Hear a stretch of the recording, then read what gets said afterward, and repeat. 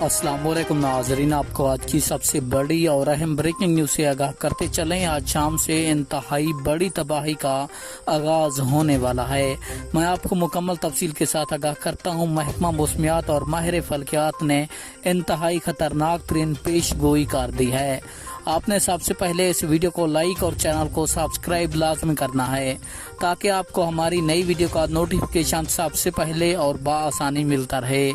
तो आपका कीमती वक्त ज़ाया किए बगैर बढ़ते हैं वीडियो की जानिब। आपको बताते चलें, इस वक्त बड़ी खबर सामने आ रही है। महकमा मौसमियात की रिपोर्ट के मुताबिक मुल्क भर में आने वाले दिनों के दौरान इंतहाई बारिशी स्पेल दाखिल हो रहा है, जो कि इंतहाई खतरनाक होगा। आपको बताते चलें, ये बारिशी स्पेल 15 जुलाई तक मुल्क भर में जारी रहेगा, जो कि ईद वाले दिन को भी मुतासिर करेगा। आपको बताते चलें, ये बारिशी स्पेल पहले बारिशी स्पेल से इंतहाई खतरनाक तरीन बताया जा रहा है।